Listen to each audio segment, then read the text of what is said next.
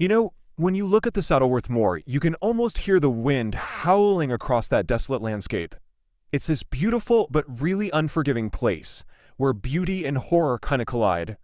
But the secrets buried out there, well, they don't belong to nature. They belong to people. And what they did still haunts an entire nation to this very day. So, back in the early 1960s, if you'd seen Myra Hindley and Ian Brady walking down the street, you probably wouldn't have blinked. You'd just think, oh, there's another couple in love. She was striking, always well-dressed. He was seen as intense, kind of witty, but what was going on beneath that very ordinary surface? Well, they shared a fantasy, a dark obsession that would lead them to commit some of the most infamous crimes in British history. And that really is the heart of this terrifying story. It makes you wonder, doesn't it?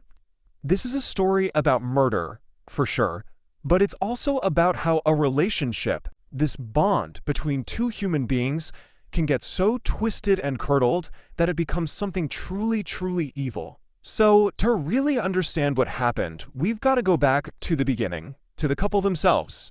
Let's pull back the curtain and say who they really were when no one else was looking. So, on the one hand, you have the face they showed the world.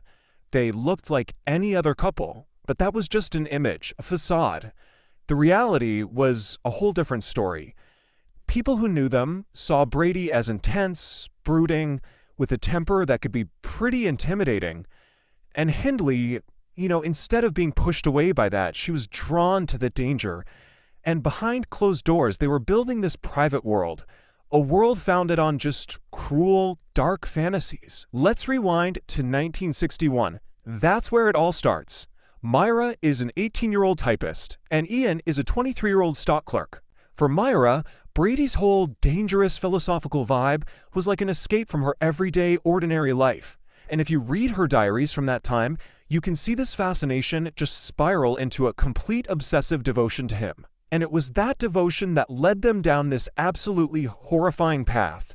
So let's take a look at how their shared interests went from just reading some dark books to making a pact that, in their minds, place them above all moral laws. You can actually break down their descent into these chillingly clear steps.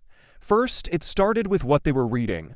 Brady was obsessed with books on torture, on crime, on Nazi ideology, and Hindley, desperate to prove her devotion, just soaked it all up.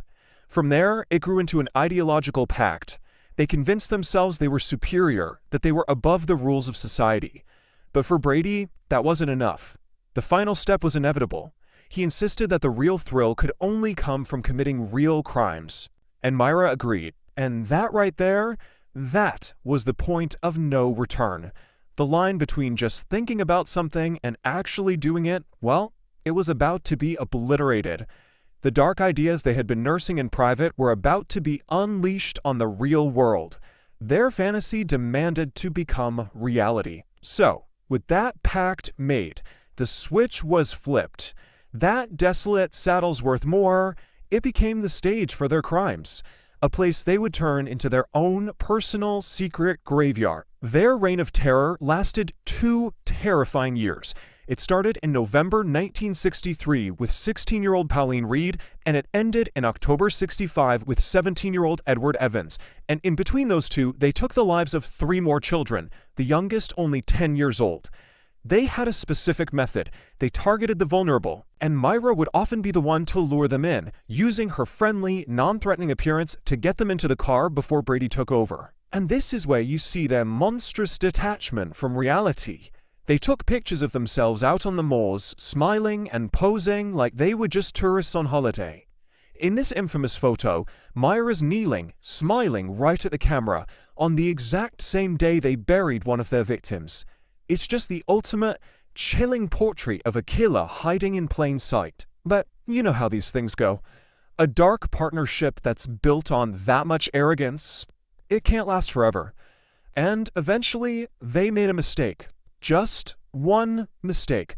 And it brought their whole twisted world crashing down. Their downfall all started with their final victim, 17-year-old Edward Evans.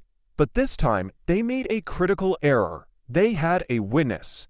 It was Myra's own brother-in-law, David Smith, who saw Brady attack the boy. Absolutely horrified by what he saw, by the sheer brutality of it, he went straight to the police.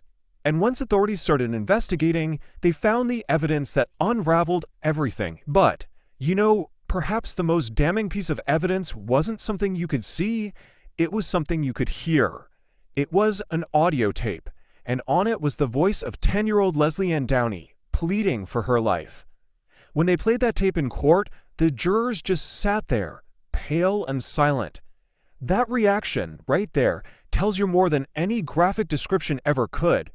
For a lot of people, that was the final, undeniable proof of Hindley's active role in their shared cruelty. So in 1966, the trial wrapped up. Ian Brady was convicted for taking 3 lives, and Myra Hindley was convicted for 2. She tried to paint herself as this manipulated pawn, but the evidence against her was just overwhelming. Both were sentenced to life in prison. And years later, Hindley would actually confess to her part in the other 2 killings, completely erasing any doubt about her role. But their capture, that wasn't the end of the story. Not by a long shot. The case left this permanent scar on the nation, and it raised these really disturbing questions about the nature of their relationship. Their legacy is one of evil, yes, but it's also a profound warning for all of us. So what was the real dynamic here? Well, experts pretty much all agree that Brady was the manipulative, sadistic engine of the pair. But, and this is a huge but, Hindley was far from his passive victim. She was an active participant. She wasn't just eager to please him, she embraced the power their sick partnership gave her. She wasn't just a follower, she was a co-conspirator. Ultimately, when you boil it all down, it comes back to the number 2. Their evil was the direct product of a specific symbiotic dynamic. It's very likely that neither of them would have committed these crimes on their own. They needed each other. They fed each other's darkest impulses, creating this awful feedback loop that turned their sick fantasy into a devastating reality. In the end, this isn't some kind of twisted romance. It's a terrifying case study. Their legacy is a stark and timeless warning that sometimes the most destructive forces in the world are unleashed when 2 people with just the right toxic combination of darkness find one another. And that leaves us with one final, deeply unsettling question. Their story forces us to look at the dark potential that can lurk inside human relationships. It's a question with no easy answer, and it's one that still echoes from the silence of the moors today.